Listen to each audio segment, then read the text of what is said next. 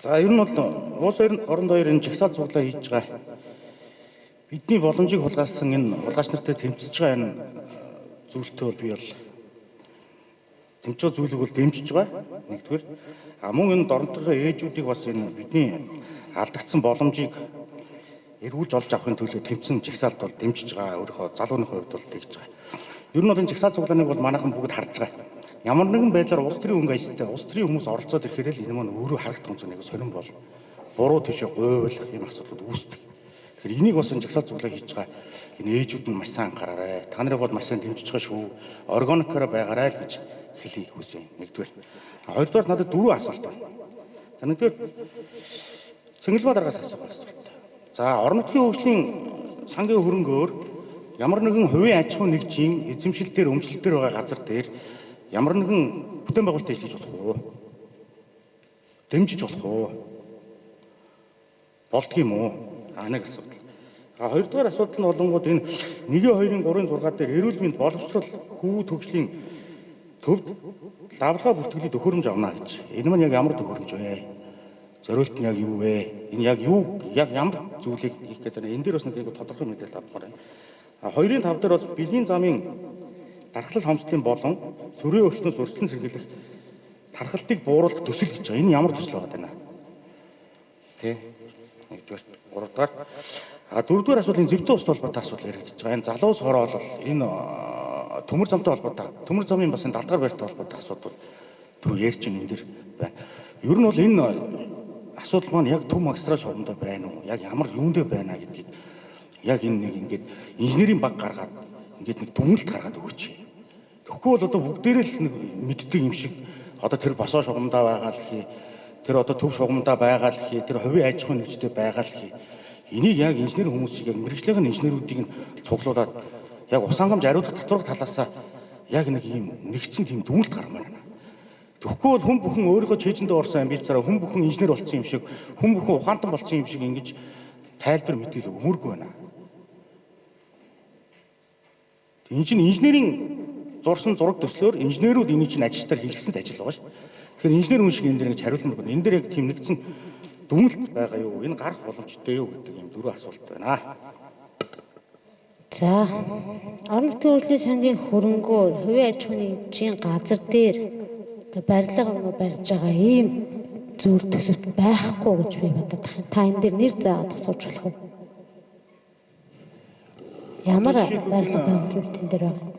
Жигсагчдаас яриад байна л да. Бас нэг хувийн аж ахуйн нэгж одоо өөрийн туяа автхан гэдээ ярьж байгаа. Бүгд л ер нь мэдж байгаа л да. Манай компани барьж байгаа. Одоо Сүгчингээ компани барьж байгаа. Ийм одоо шилбэл энэ орон сууцнууд бариад байгаа энэ барилгын компаниудын замын татаж өгж байгаа асуудал байгаа мó гэж одоо бүр тодруулж одоо бүр нээлттэй асуу.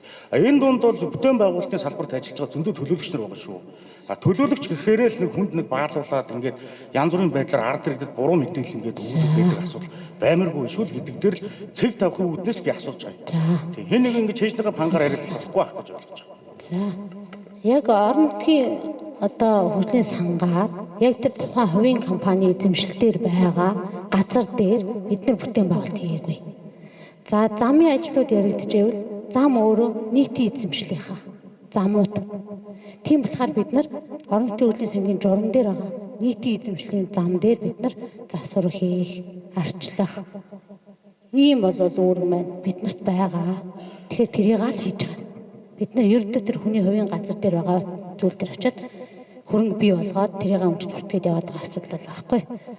За бэлгийн замаар дамжих халдварыг бууруулах чиглэлээр нэгдүгээрт бол засгийн газрын батлагдсан үндэсний хөтөлбөр байсан. За 20-24 онд бол арга хэмжээний төсөл гэж явж байгаа.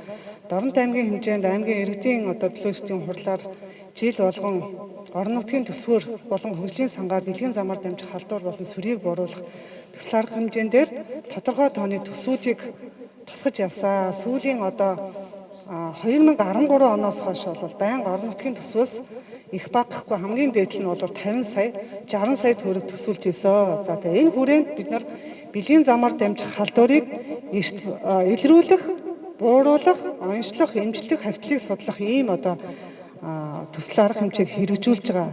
За сүүлийн 5 жилийн хүрээнд орон нутгийн төсвөөр хэрэгжсэн энэ төсөл арга хэмжээний хүрээнд Тэмбүүгийн тодорхой 400 гаруй тохиолдлыг бид нар эрт илрүүлээд оншил бүрэн эмчилсэн байна. Энэ бол зөвхөн эрт илрүүлгээр илэрсэн. Дорн аймгийн хэмжээнд бол энэ дээр анхаарахгүй байх нь аргагүй. Яагаад гэвэл улс аймгийн дунджаас өндөр байдаг. Тийм хүрээнд бид нар энэ төслийг одоо амжилттай хэрэгжүүлснээр өнгөрсөн 7 хоногт болсон үндэсний хэмжээний чуулган дээр Дорн аймаг бол тодорхой өндөр сайн төсөв тусгадгийн байна. Эрт илрүүлгээ сайн хийж гин, үндэсний хэмжээнд сайн бууруулж гин гээд эрүүл мэндийн салбарыг автомашинаар хүртэл урамшуулах арга хэмжээ авсан. За энийг бол мэдээж та бүхэн төсвийг баталж өгч тодорхой хэмжээний энэ онцлогоор зардлыг гаргаж иж бид нар эрт илрүүлэг хийхгүй бол эрүүл мэндийн байгууллага өөрийн батлагдсан төсвөөр эрт илрүүлэг хийвэл манай бэлгийн замаар дамжих халдвар сүрье буурахгүй. Тийм учраас ийм төслийг жил болгон тусгаж ажиллаж байгаа гэдгийг хэлье. Энэ эрдэнэчлэн төлөөлөгчтэй бол санал нэг байна л да. Бид бол би бол сая танилцуулга хийдэг нь бол мэдээж миний удирдлага нь бол бас мэрэгжлийн хүмүүс байгаа учраас би тэр хүмүүсийн над танилцуулсан асуудлыг 19-оор танилцуулж байгаа. Ер нь бол цаашдууд энэ ялангуяа ЧБ гэдэг энэ залуу соролт зэрэг энэ байгууллагууд дээр бол мэрэгжлийн байгууллага ажиллаад гидравлик тооцоо судалгаа юм гаргах нь бол зүйтэй. Энийг нь бол аймаг бодгоор дэмжиж ажиллавал бас баярлахаар. Манай мэрэгжлийн хүмүүс ч гэсэн надад ийм саналыг бол байнга тавьд юм аа.